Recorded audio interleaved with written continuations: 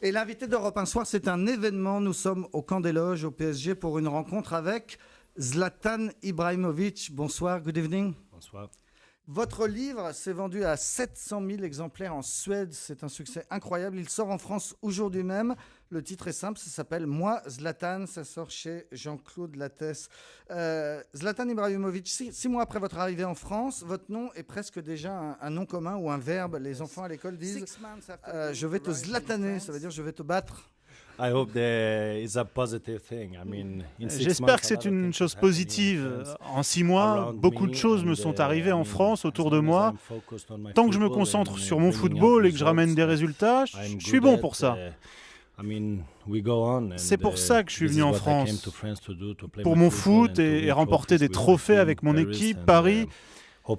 Et j'espère que je vais remporter le titre que tout le monde attend et je vais tout faire pour, et peut-être faire plus de Zlatané pour gagner. Ça vous plaît de vivre à Paris ? J'apprécie. Je veux dire, 6 mois dans cette grande ville, c'est immense. De toutes les villes où j'ai vécu, Amsterdam, Barcelone, Milan. Mais Paris est grande, fantastique et très excitante. Toutes les choses que vous pouvez faire, une histoire remarquable et pour l'équipe. Le club grandit et l'équipe grandit. Et on devient meilleur de jour en jour. Alors, de grands projets sont en cours. Des projets excitants aussi, nous prenons les choses jour après jour. Je veux dire, nous devons nous entraîner dur, être concentrés, nous avons beaucoup de pression pour gagner. Nous devons gagner, mais c'est le chemin à suivre pour un footballeur. C'est comme ça que je vis depuis 10 ans et pour le moment, j'aime ça. Mais on sait presque rien de votre vie ici. Vous avez trouvé un appartement, une école pour les enfants ? Je vis partout. Tous les jours, je lis dans les journaux que je vis à Versailles, que je vis à Avenue Montaigne. Je vis aller savoir où. Je vis à Paris. You want to keep it secret. Disons, je vis à Paris. Okay. Zlatan, dans votre livre, on apprend que vous avez une philosophie dans la vie, c'est « je n'en fais qu'à ma tête ». Je fais ce que je veux, ce que je pense, que ce soit juste ou pas, c'est ma façon de vivre. Quand vous choisissez votre chemin, vous devez faire des erreurs. Pour moi, c'est normal, parce que personne n'est parfait et on apprend de ses erreurs. Et du moment que vous faites les choses par vous-même, vous pouvez trouver votre propre et véritable chemin que vous devez suivre, mais pas seulement dans le foot, dans votre vie privée et dans tout ce que vous faites, on a le droit de faire des erreurs. Et ce que pensent les autres, vous n'en avez rien à faire. J'ai cette confiance en moi. Et il faut avoir cette confiance parce qu'on vit dans un environnement dur. J'ai grandi avec beaucoup d'assurance. Et ce que les gens disent, ce n'est pas important pour moi. Mais vous avez des personnalités, des gens qui sont affectés par ce que disent les autres, mais je pense qu'ils devraient être plus durs. Ce que je veux dire, si votre famille vous juge, alors c'est important. Mais si ce sont des étrangers, ça ne doit pas être très important. En tout cas pour moi, d'autres peuvent penser autrement. Mais vous devez être suffisamment fort pour suivre votre voie. Et ce que les gens disent, s'ils parlent sur vous, c'est que vous êtes important ou qu'ils sont jaloux. C'est simple. Alors vous dites, j'écris pour qu'on sache d'où je viens. Justement, on pourrait croire que vous venez de Suède, on sait que vos parents, eux, viennent de Yougoslavie, mais en lisant le livre, on apprend qu'en fait, vous venez de Rosengård, c'est-à-dire de votre cité HLM dans la banlieue de Malmö. Je viens de Rosengård. En Suède, on considère que c'est un ghetto. Mais pour moi, ce n'est pas un ghetto. Parce que j'ai grandi là-bas. Et pour moi, c'était un paradis, car c'est ce que j'avais. J'y avais beaucoup d'amis. J'ai joué au foot, m'amusant. Toutes ces choses que vous faites quand vous êtes jeune, et je n'avais jamais vu le monde extérieur avant. Et quand j'ai eu 16, 17 ans, j'ai commencé à aller en ville, à aller voir le centre. Et jusqu'à 17 ans, vous n'êtes tout simplement jamais allé dans le centre de Malmö. Non, parce que nous n'étions pas de là. Mon école était à Rosengård et nous avions tout là-bas.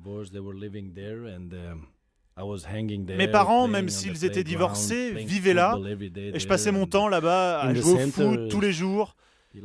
Et dans le centre, à 16-17 ans, soudain, j'ai vu plein de bus verts qui traversaient la ville, des gens qui marchaient, qui faisaient des courses. Et je n'avais jamais vu ça avant.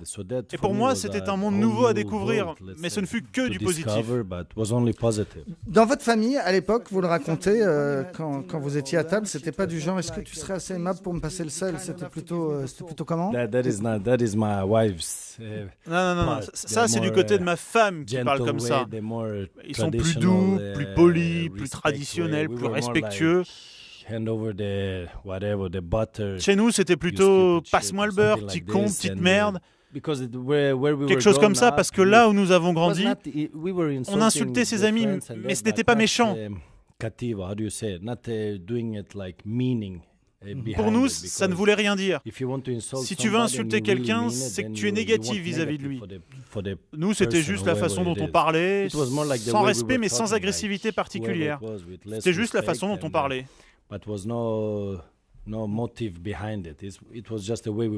Des insultes et des cris en famille. Est-ce que c'est pour ça que vous avez toujours cette réputation-là quand vous jouez d'insulter, y compris vos partenaires? Non,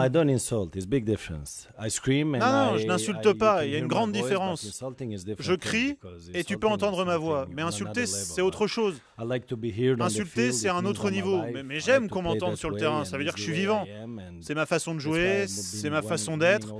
Et c'est comme ça que j'ai gagné mes titres et que j'ai joué dans de grandes équipes. J'ai toujours joué en étant moi-même, mais absolument pas insultant, sauf peut-être nos adversaires. En fait, ce que vous nous racontez là, c'est l'histoire d'un bad boy, d'un voyou? Non, pour moi, je suis normal. Pour les autres qui me voient, ils pensent bad boy ou autre chose. Mais j'aime ça. J'aime avoir cette image. Je préfère être comme ça que d'être parfait, parce que pour moi, personne n'est parfait. Les personnes qui pensent être parfaites, quand la vérité sort, comme l'histoire d'Armstrong en ce moment, ou comme l'histoire de Tiger Woods, c'était des personnes parfaites, mais quand la vérité est sortie, on a découvert que c'était tout à fait l'inverse. Je préfère faire mes erreurs, faire mes trucs, me sentir vivant, faire erreur après erreur, parce que quand je fais une erreur, j'apprends de mes erreurs, et j'aime ça. Par exemple, combien de vélos, combien de bicyclettes vous avez piqué à l'époque? Beaucoup de vélos. Nous avons aussi volé des voitures parfois. Mais c'est comme ça qu'on vivait dans notre quartier. Nous faisions ces choses pour avoir une montée d'adrénaline et de motivation. C'était ce que nous faisions, c'était cool. Et puis je devais aller à l'entraînement et je voulais pas travailler. Alors je volais un vélo pour aller à l'entraînement.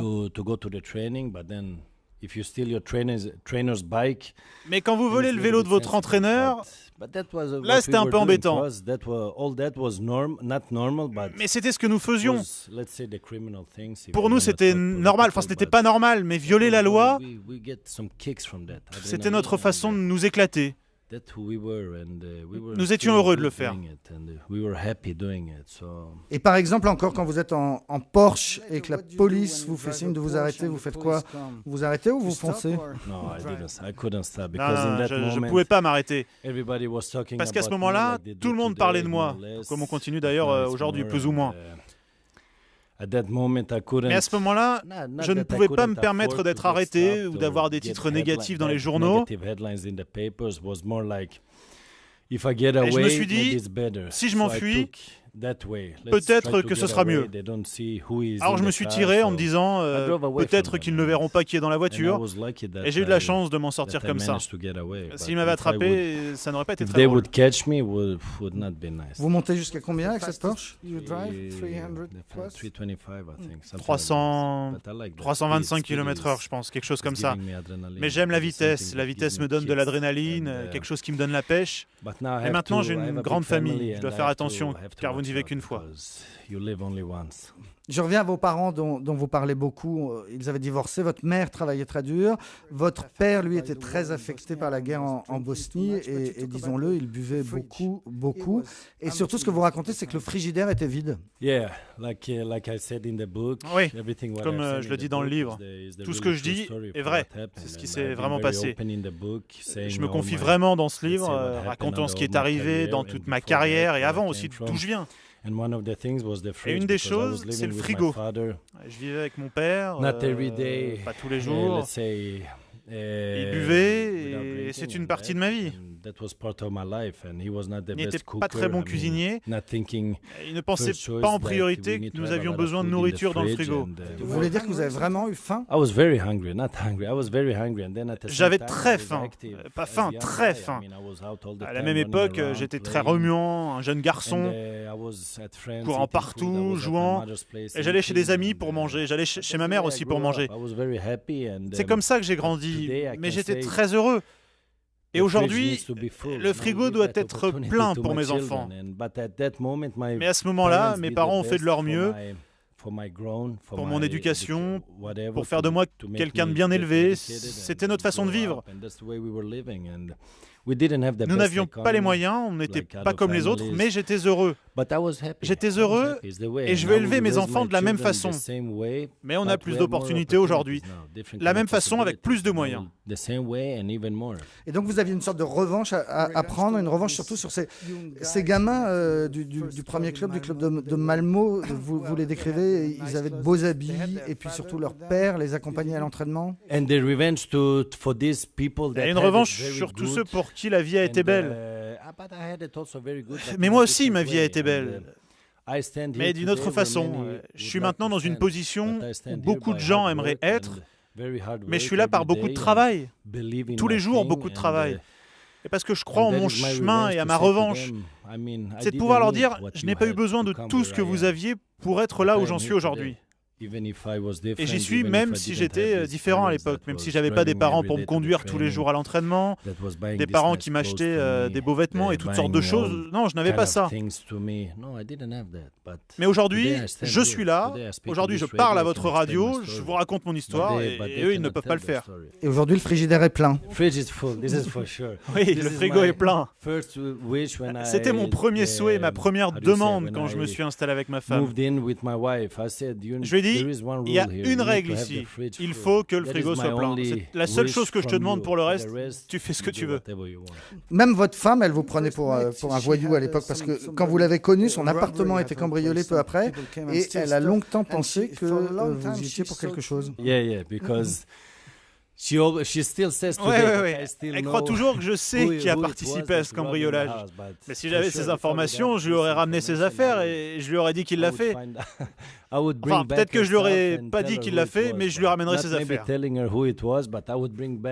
Ce que je veux dire, c'est que même votre femme pensait que vous étiez un voyou. Ouais, c'est ok, ça ne me dérange pas. J'espère qu'elle est tombée amoureuse du mauvais garçon et pas de celui que tout le monde pense que je suis. Une dernière question, Zlatan Ibrahimovic. Je ne suis pas un spécialiste de foot, mais comme tous les Français, il y a une image qu'on a tous en tête, c'est Zidane qui donne son coup de boule à Materazzi en finale de la Coupe du Monde. Vous connaissez bien Materazzi. Qu'est-ce que vous avez pensé à ce moment-là? Vous vous êtes dit que Zidane avait raison? I think it can happen. Je me suis dit, ça peut arriver, ça peut arriver.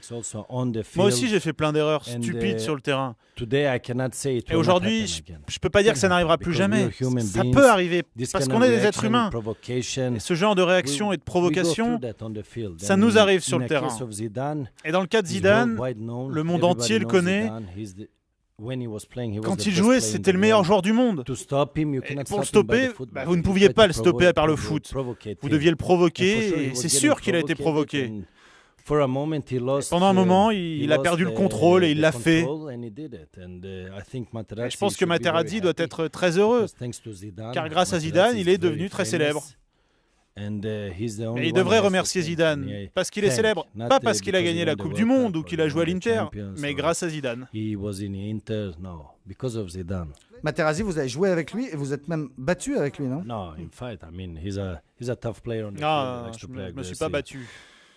C'est un joueur dur sur le terrain, il aime jouer agressif. Et quand quelqu'un aime jouer agressif, je dois aussi jouer agressif, sinon je risque d'être blessé. Mais c'est de l'agressivité sous contrôle. Zlatan Ibrahimovic, vous avez un contrat de 3 ans en France. On espère que vous allez rester 3 ans. Je l'espère. Moi, Zlatan Ibrahimovic et Jean-Claude Lattès, le titre de votre livre qui sort donc aujourd'hui. Merci beaucoup. Merci. Ah, vous dites merci. Tiens, le français est en train de rentrer. Vous parlez déjà 4 ou 5 langues. Vous en êtes où avec le français? J'ai un petit du français, mais non est facile, difficile. Merci beaucoup, Zlatan Ibrahimovic. Dans un instant, David Abiker puis Nicolas Canteloup.